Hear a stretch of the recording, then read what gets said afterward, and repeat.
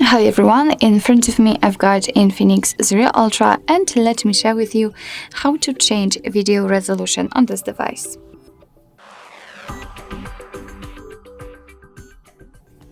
So first of all, let's open the camera app. And since we are in the standard photo mode, we have to switch to the video one. So let's tap on the video, and if it is highlighted in this neon green color, and if you can see the red color inside the shutter button, it means that for sure you're on the video mode. So now let's take a look at this option bar, and on the right, actually the first option from the right is the resolution. Let's tap on it.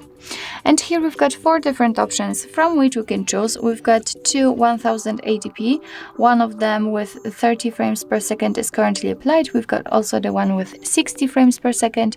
We've got 720p with 30 frames per second, yes, and also the 4K. So it's of course up to you which option you'd like to use, and just tap on the one you'd like to set. And I will pick this one, for example. As you can see, it is immediately notified right here. What's more, after tapping on it, it is highlighted, which means that from now on, your device will record the videos in chosen resolution. So basically that's all. This is how to change video resolution in your Infinix Zero Ultra.